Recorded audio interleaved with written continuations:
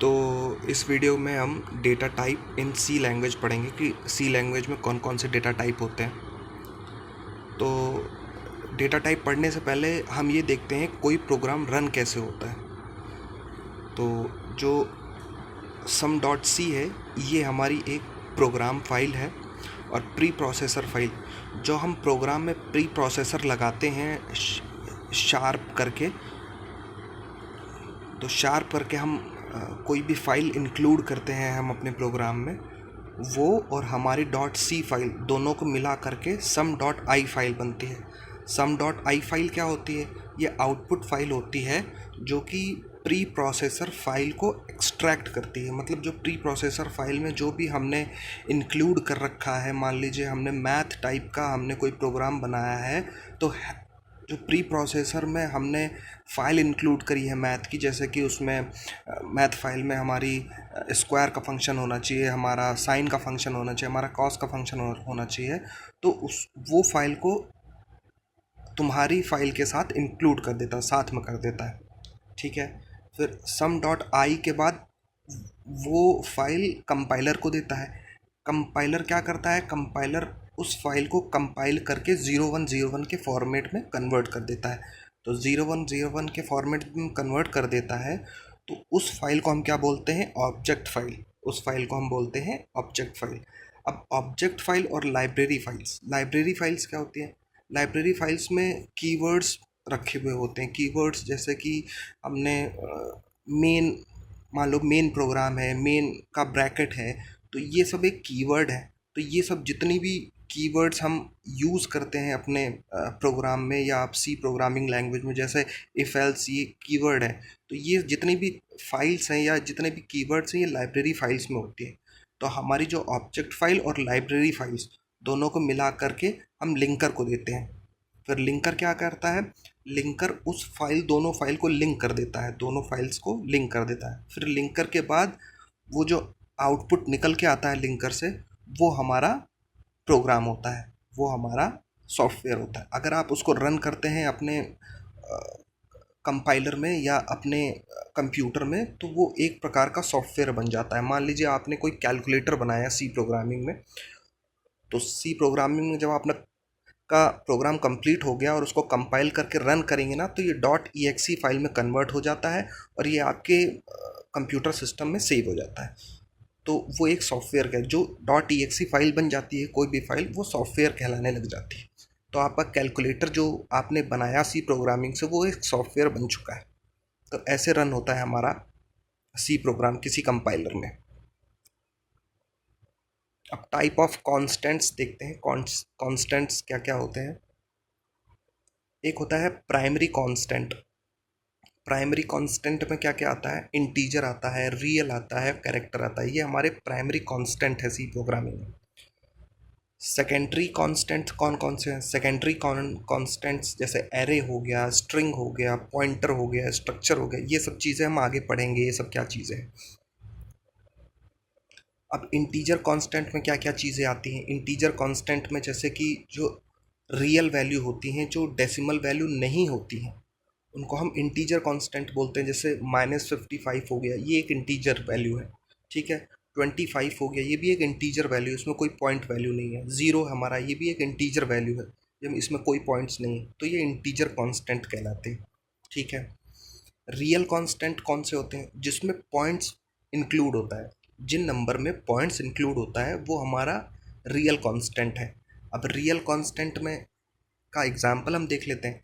Real constant जैसे 21.4, ये हमारा रियल कांस्टेंट है क्योंकि इसमें पॉइंट आ गया। ठीक है। 3.56, ये भी हमारा एक रियल कांस्टेंट है। ठीक है। फिर -0.065, ये भी हमारा एक रियल कांस्टेंट है क्योंकि पॉइंट्स आ रहे हैं।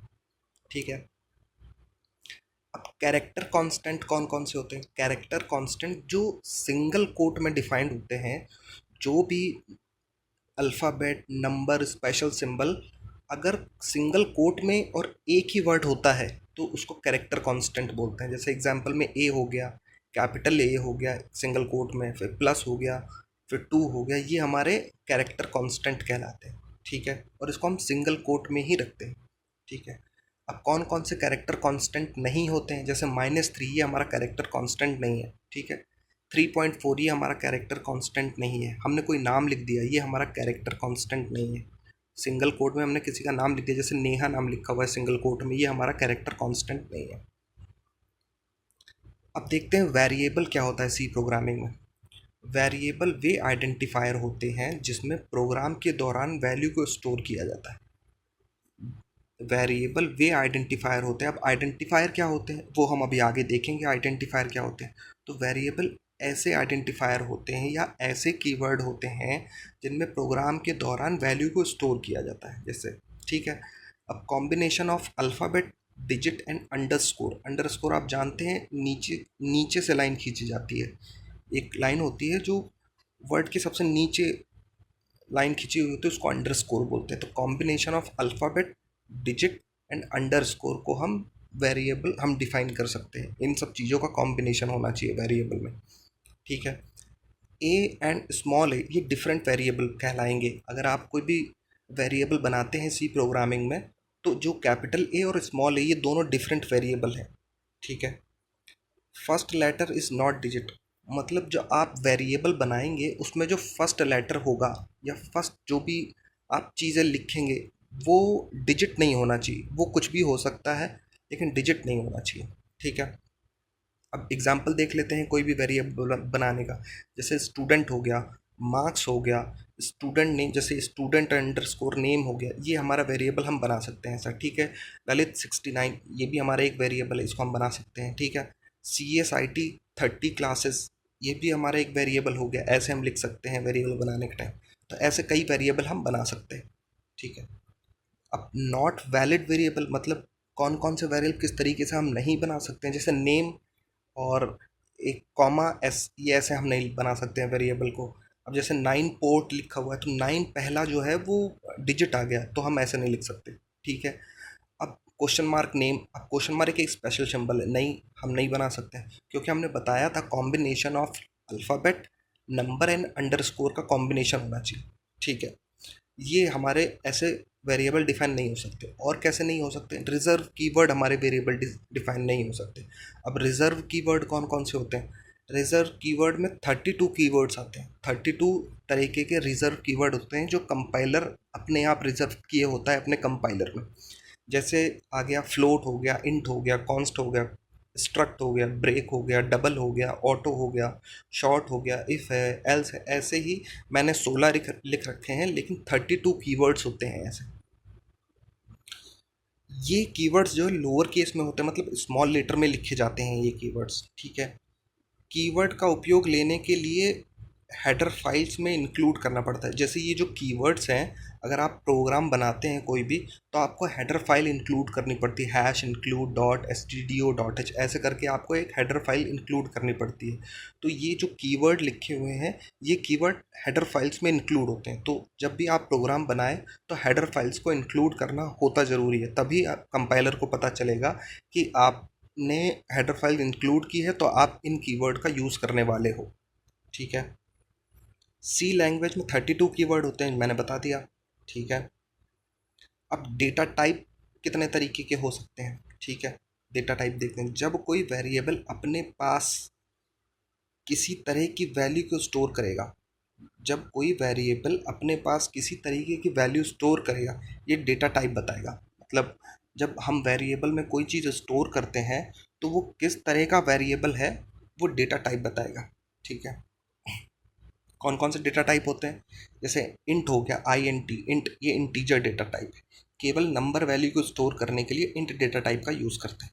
फिर कैर हो गया, कैरेक्टर, कैरेक्टर को स्टोर करने के लिए हम ये डेटा टाइप यूज़ करते हैं।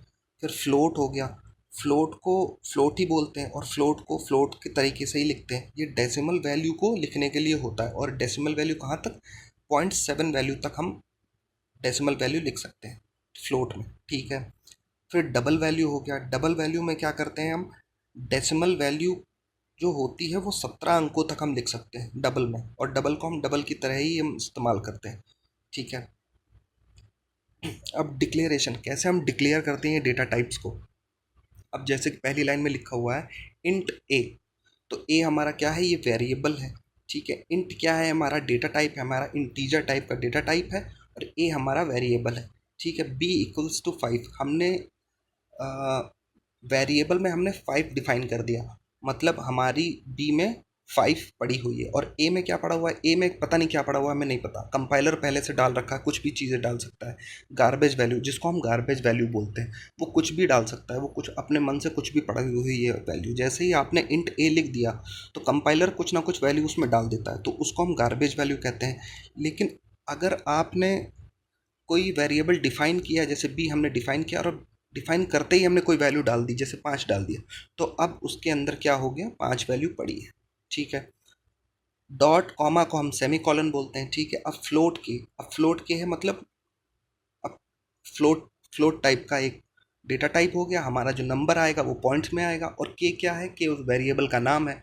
ठीक है। अब इसमें क्या पड़ा हुआ है, इसमें कुछ भी वैल्यू पड़ी हुई है जो कि कंपाइलर द्वारा डाली गई है। कैरेक्टर को कैसे लिखते हैं, कैरेक्टर CHAR कैरेक्टर को हमने डिफाइन कर दिया। ठीक है। कॉमा एम, ये भी मतलब दो कैरेक्टर हो गए, हमने दो कैरेक्टर डिफाइन किया, CH एक कैरेक्टर हो गया और एम हो गया एक कैरेक्टर। ठीक है। CH वेरिएबल हो गया, एम भी वेरिएबल हो गया। ठीक। अब कुछ पॉइंट्स देखते हैं कि और क्या क्या पॉइंट्स होते हैं।